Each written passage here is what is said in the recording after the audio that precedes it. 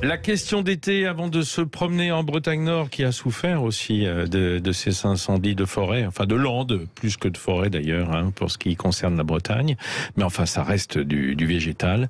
Eh bien, la question, elle est sous-tendue par cette actualité brûlante, c'est est-ce qu'on doit réguler mieux nos forêts? Est-ce qu'on doit en interdire l'accès? Est-ce qu'il faut les rendre payantes? Quelle était la question Twitter, Morgane? La question, Vincent, son accès à la forêt doit-il rester libre et gratuit? Eh bien, à 90%, les auditeurs ont répondu oui. Oui, il doit rester libre et gratuit. Concernant les forêts domaniales, nous dit Fabien, il faut rappeler, il faut que ce soit libre et gratuit pour les forêts domaniales, mais il faut rappeler que 75% des bois de forêt en France sont privés. Oui, c'est ça. On va aussi en parler. C'est ça dont on va parler, parce que quand j'entends dire 90% de nos auditeurs veulent garder un accès libre et gratuit, il y a ce sentiment de liberté, c'est que peut-être ils ne connaissent pas très bien la forêt, en tout cas ses règles et son fonctionnement. C'est ce qu'on va essayer de percer à jour avec nos invités ce matin. Exactement. Et puis d'abord, le commentaire de Jackie qui va dans votre sens, Jackie Bordage, qui nous dit il appartient aux familles d'en profiter pour éduquer leurs enfants sur l'importance de la forêt pour l'environnement. Ils deviendront adultes avec un certain regard de ce qu'il faut faire et ne pas faire en pleine nature. C'est ce que nous dit Jackie sur notre Twitter. Et vous, qu'en pensez-vous? N'hésitez pas à nous appeler. Manu vous répond avant de vous passer à l'antenne. Le numéro de 0826 300 300. Alors avec nous, deux invités ce matin. Le premier, c'est Jean-Louis Pestour, qui est responsable national défense des forêts contre l'incendie. En visio avec nous ce matin. Bonjour Jean-Louis. Bonjour. Merci d'être avec nous pour répondre aux questions de nos auditeurs et les nôtres, parce que nous sommes vraiment intéressés au premier chef par ce sujet qui est extrêmement brûlant. On a entendu les déclarations du président Macron il y a 2 jours disant qu'il faudrait déjà imaginer la forêt du futur, certainement avec de nouvelles règles en matière de gestion forestière. Tout d'abord, est-ce que vous pouvez nous expliquer à qui appartient la forêt en France ? Oui, effectivement, en France, il faut savoir que, en gros, un quart des forêts est de la forêt publique, donc avec les forêts domaniales qui appartiennent à l'État, et puis les forêts des collectivités, donc qui appartiennent évidemment aux collectivités locales. Oui. Et puis le 3/4 de forêt qui est de la forêt privée. Ouais. Et là, effectivement, l'accès à ce type de forêt est conditionné, en théorie, à l'accord du propriétaire. Bon, ce que je comprends bien, c'est que 3/4 des forêts donc ne sont pas du domaine public. C'est pas du tout le sentiment que l'on peut avoir vu de l'extérieur. Mais ça veut dire aussi que c'est pas en termes de propriété évidemment que se pose la question, c'est en termes de responsabilité et d'entretien. Après, effectivement, chaque gestionnaire, chaque propriétaire gère la forêt en fonction de ses moyens financiers, de ses objectifs aussi, puisqu'on a des forêts de production, voilà, avec comme dans les Landes, voilà, où l'objectif premier est la production de bois, et puis des forêts, voilà, qui sont plus récréatives ou plus à destination de l'accueil du public. En particulier dans le sud de la France, voilà, on rencontre plus ce type de forêt. Donc, effectivement, il y a une gestion qui est adaptée en fonction des moyens du propriétaire et des objectifs aussi qu'on assigne à cette forêt, qui peuvent être multiples, production, protection des sols, accueil du public, protection de la biodiversité. Donc voilà, tous ces paramètres sont pris en compte dans nos documents d'aménagement et dans les réflexions que l'on mène pour gérer une forêt. Oui, il m'a semblé important, Morgane, de faire une petite parenthèse pour notre perception de la forêt, qui est souvent cette forêt de loisirs, qui est un site, qui est un paysage, dans lequel on se promène, dans lequel on s'oxygène. Mais on oublie trop souvent, surtout quand on est citadin, qu'il y a une agroforesterie qui est très importante, parce que l'exploitation des forêts, évidemment, c'est je dirais un pôle économique de l'agriculture. Et aussi un fonctionnement ancestral. C'est pour ça qu'on a demandé à Claude Vincenti, qui est avec nous ce matin, qui est élu référent forêt des chambres d'agriculture de la région PACA, d'être avec nous. Bonjour Monsieur Vincenti. Bonjour. Voilà, vous êtes en fait le représentant de toute cette agroforesterie parce que c'est une part importante de l'utilisation des surfaces forestières, c'est l'exploitation en fait, l'exploitation agricole, il faut l'appeler comme ça. Alors, en forêt, c'est de l'exploitation forestière ou de la sylviculture. L'agroforesterie est une partie un peu spéciale qui mélange, qui mêle la gestion d'espaces agricoles et de forêts. Oui. c'est pas vraiment ce que vous cherchez aujourd'hui. L'agroforesterie, ça a été, comment dire, implanter des cultures d'arbres au milieu de cultures traditionnelles. C'est une partie particulière, effectivement. Là, nous parlons plus de la filière bois, ce qu'on appelle, Vincent, vous le savez, le bois sur pied. Il y a plus de 3 milliards de mètres cubes de bois sur pied sur le territoire français. Et on parlait de la valeur économique. Selon certains chiffres, ça représente plus de 87 milliards d'euros de stock de bois en France. Beaucoup d'emplois sont concernés également, si on reste dans le facteur économique. Il y a plus de 300 000 emplois directs pour à temps plein, en équivalent temps plein sur la filière bois. Donc beaucoup de questions se posent sur l'impact de ces incendies, également les impacts économiques. Dans un sens et dans l'autre, parce que Jean-Louis Pestour, on peut se dire que des parties qui sont exploitées, et notamment par la filière bois, elles vont être mieux entretenues que de la forêt entre guillemets laissée sauvage, c'est-à-dire laissée à elle-même, souvent par des propriétaires qui n'en ont besoin que pour, je sais pas, des terrains de chasse, des terrains de loisirs, etc. Qu'est-ce que ça représente les forêts exploitées en pourcentage sur l'ensemble du territoire forestier? La grande majorité quand même des forêts françaises sont des forêts gérées et exploitées, et ont pour objectif de produire du bois qui alimente, vous l'avez dit, une filière bois qui génère 300-400 000 emplois. Donc c'est quand même une activité très importante en France, qui reste malgré tout pour l'instant déficitaire parce qu'on importe encore beaucoup de bois. Donc ce qui montre bien que les besoins sont importants et qu'on a besoin d'une filière bois forte et structurée et qui se développe. Après, il y a d'autres secteurs effectivement où la filière bois et l'exploitation du bois passe au second plan, en particulier dans le sud, même si dans le sud aussi on a quelques forêts qui produisent. Il y a aussi une filière bois qu'on souhaite alimenter. Donc voilà, tout ça c'est un ensemble qu'il faut prendre en compte. Je vais vous poser une question un peu abrupte, Monsieur Pestour. La forêt exploitée, elle brûle autant que la forêt sauvage? Après oui, pour finir la réponse, effectivement, une forêt exploitée qui génère du revenu est en général mieux équipée et mieux entretenue pour faire face aux incendies. Donc ça, c'est une réalité.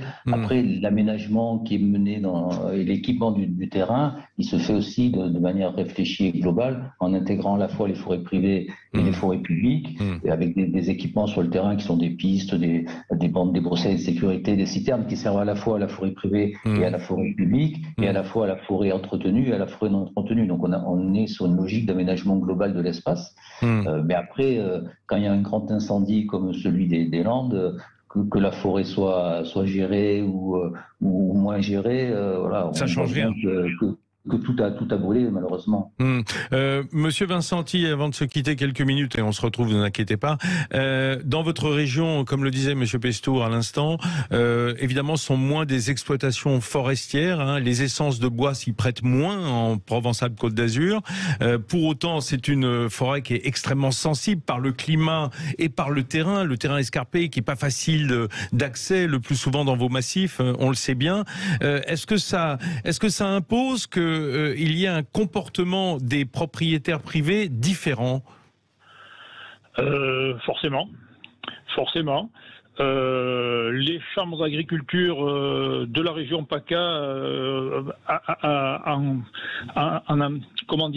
avec les communes forestières justement, le CERPAM, le CRPF, ont mis en place un programme renfort qui consiste à déployer du sylvopastoralisme dans les zones d'interface entre les cœurs de massif et les zones un peu plus anthropisées.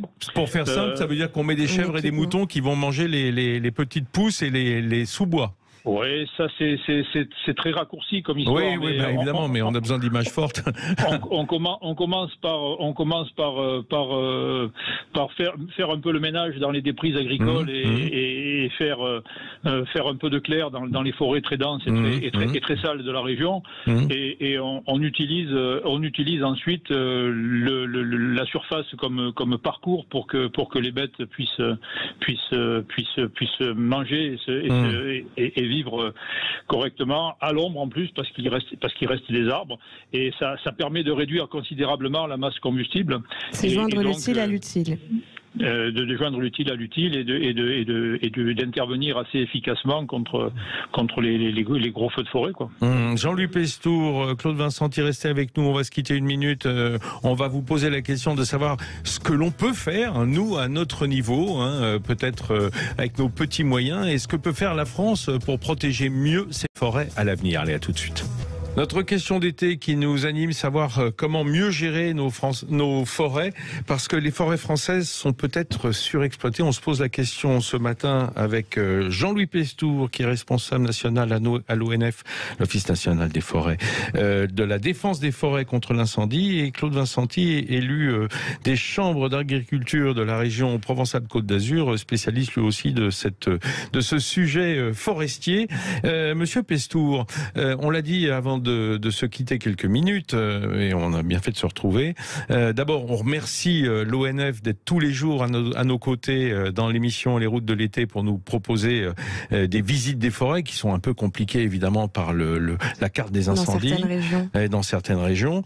Jean-Louis Pestour, on a vu que l'incendie de Gironde, évidemment, a de multiples causes et facteurs qui rentrent en ligne de compte. On a laissé entendre que la gestion de la forêt Sud-Gironde avait certaines règlementations qui dataient du Moyen-Âge. Moi, ça m'a heurté. Je me suis dit, c'est pas possible qu'on soit encore sur des droits d'usage ou des règles si anciennes, alors que c'est un sujet éminemment d'actualité et qu'il faut traiter chaque année. Qu'en est-il en réalité? Chaque forêt sa règle? Non. Enfin, moi j'ai découvert comme vous la forêt usagère de Gironde, qui est vraiment, je crois, un cas très particulier en France. Donc il ne faut pas faire une généralité. Non, mais on se pose la question quand même. On se dit, c'est fou, quoi, comme si ça avait été laissé de côté. Non, donc c'est vrai, avec une réglementation ancestrale qui perdure et qu'il faudra, je pense, à la lumière des événements qu'on vient de vivre, faire évoluer. Mais après, il y a des droits très anciens qui ont été acquis, sur lesquels il faudra rediscuter. Oui, mais Jean-Louis, est-ce que ça a un impact sur l'inflammabilité des forêts? Enfin, est-ce que la façon dont la forêt est gérée est directement, enfin, les incendies sont directement liés, ou en tout cas la vitesse à laquelle les incendies se propagent? C'est ce que j'expliquais tout à l'heure. Si au niveau du terrain, il y a un certain nombre d'équipements qui permettent l'accès, la lutte, des points d'eau aussi pour ravitailler les camions pompiers, effectivement, on voit qu'il y a une structuration du territoire qui permet une meilleure lutte contre les incendies et surtout une détection rapide et une intervention rapide. Après, donc sur des territoires qui sont plus livrés à eux-mêmes, on voit bien que potentiellement, la détection peut prendre plus de temps et le feu peut se propager peut-être plus rapidement aussi. Donc du coup, la probabilité qu'un feu se développe est plus grande quand on a des espaces qui sont pas géré vis-à-vis de l'espace géré. Oui, mais Jean-Louis Pestour, vous qui êtes en charge de la défense contre incendie à l'ONF, vous êtes le nez toute l'année dans ce souci. Donnez-nous cet état des lieux de la forêt française par rapport à nos voisins, par exemple. Comment est-elle gérée, notre forêt? Est-ce que c'est correctement géré? Le président de la République avait l'air de dire qu'il faudrait peut-être remettre un coup de boost. Moi, je connais l'ONF, donc je sais ce qui se passe aussi un peu en forêt privée.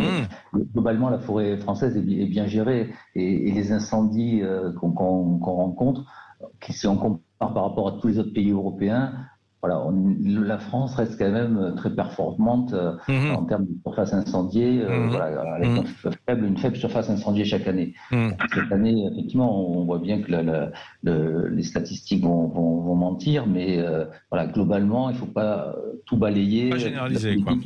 Néanmoins, vous avez années qui montrent que voilà, le dispositif français est globalement efficace. Néanmoins, Vincent, vous aviez raison, ça fait partie des annonces faites par Emmanuel Macron.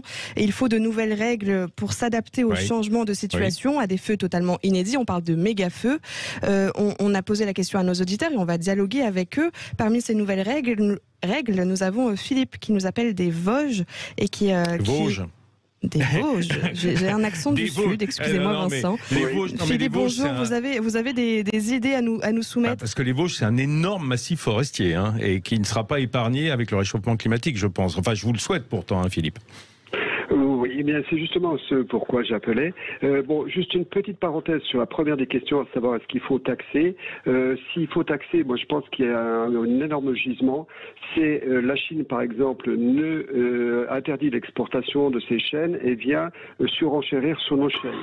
Dans ce cas-là, ce qu'on pourrait faire, c'est taxer énormément pour permettre que nos chênes ne partent pas et que nos exploitants, nos scieries aient du travail et puissent travailler nos chênes et puis raccourcir le circuit écologique pour pas faire naviguer les chênes dans un sens puis dans l'autre. Repenser la filière bois donc et revaloriser notre matière première. Protéger notre matière première. Mais sinon, mon intervention visait plusieurs points. La première, c'est saluer le rôle de l'ONF et souhaiter qu'il perdure, qu'il se développe parce qu'on voit sur les réseaux sociaux qu'il est menacé, il faut au contraire embaucher. Deuxième chose, pour permettre aux particuliers et à l'ONF aussi de repérer rapidement les parcelles. Il me semble qu'on est à l'ère des satellites et qu'on pourrait borner, c'est un problème pour les particuliers, c'est un problème pour tout le monde, borner les parcelles et avoir un relevé. Philippe, il y a une intelligence artificielle qui est développée, qui est en cours de développement et qui est utilisée par le ministère de l'Agriculture pour scanner les sols justement, pour voir comment sont occupés les sols, l'occupation des sols en France. Accessible aux particuliers parce que simplement retrouver un terrain c'est compliqué, notamment en cas de succession, etc. Troisième point, le point suivant, c'était justement en termes de morcellement suite aux successions, permettre entre l'ONF et puis peut-être des sociétés forestières, mais permettre aux particuliers de gérer leur forêt à distance, peut-être, je sais pas, une bourse d'échange, quelque chose comme ça, peut-être, parce qu'actuellement c'est ingérable à distance, on va pas on peut pas le faire. Alors, on va poser la question à C'était Claude. un plan bien détaillé en tout cas. Merci Philippe pour votre intervention. de nous donner des pistes. Envoyer une lettre directement au président de la République qui transmettra au ministère de l'Agriculture. Non, attendez. Je termine sur un autre point puisque je voudrais rebondir rapidement, s'il vous plaît. En la termes synthèse de Philippe. De protection contre l'incendie, le massif des Vosges dont vous parliez est particulièrement menacé. Est-ce qu'il est vraiment surveillé? Moi, ça m'inquiète. Bon, avec un petit pendant qui est le pendant assurance. C'est très coûteux de d'assurer la responsabilité pour les bois. Je pense qu'il y a pas mal de bois qui sont pas assurés. Il y a des petites surfaces qui sont assurées implicitement dans les contrats d'assurance habitation, mais je pense qu'il y a mieux en termes de mise en commun et d'appel d'offres pour la protection des bois, qui est une assurance pas chère pour les particuliers, mais qui permettent de protéger les bois et maintenant les maisons qui peuvent être habitants, le cas des assurances qui se posent en Gironde actuellement. Merci beaucoup Philippe. Jean-Louis Pestour, vous avez entendu les craintes et les questions de Philippe, notre auditeur des Vosges. Dites-moi, est-ce que c'est comparable un incendie de forêt, serait-il méga ou pas méga, avec une catastrophe naturelle? Est-ce que ça rentre sous le coup des catastrophes naturelles et donc le propriétaire est protégé quoi qu'il arrive par son assurance, ou même s'il n'est pas assuré, l'État prend en charge les dégâts? Je ne suis pas un spécialiste des assurances, mais du coup, oui, la forêt, elle peut être assurée, mais si vous n'avez pas de contrat d'assurance, si elle brûle, vous pleurez, quoi. Donc, même en catastrophe naturelle. Hein, en catastrophe naturelle, oui. D'accord.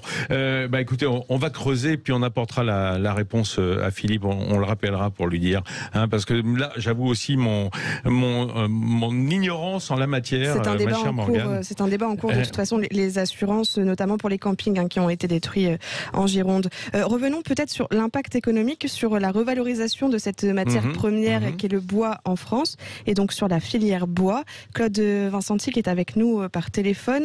Vous êtes donc élu et représentant des chambres d'agriculture de la région PACA, référent forêt. Quand il y a des incendies comme ça aussi dévastateurs, y a-t-il un impact économique important, Monsieur Vincenti ? Forcément. Comment voulez-vous qu'il en aille autrement ? Par exemple, les pins brûlés suivant l'importance de la dégradation du bois par le feu, on peut plus en faire grand-chose, y compris en trituration. Enfin, on peut continuer à faire de la plaquette forestière, mais imaginez que les gens qui ont planté des pins en Gironde ne l'ont probablement pas fait pour faire du bois d'industrie ou du bois de chauffage. Ils l'ont fait pour faire du bois d'œuvre. Suivant le dommage subi par les arbres, il est clair que l'impact économique va être sacrément important. Il va falloir mobiliser très rapidement pour éviter que la marchandise qui est encore sauvable ne s'abîme. Ça va être un très très lourd impact économique. Alors au niveau des assurances, puisque j'ai entendu la question tout à l'heure, les gens qui sont regroupés dans des syndicats, généralement avec leur cotisation syndicale, payent une assurance qui est la responsabilité civile et qui exclut absolument le risque, qui exclut le risque incendie. Le risque incendie, c'est toujours une assurance volontaire et c'est un peu plus compliqué, et c'est un peu plus lourd. Les syndicats essaient de pousser en ce moment pour faire en sorte que leurs adhérents s'assurent pour le risque incendie. Et imaginez que c'est un peu compliqué.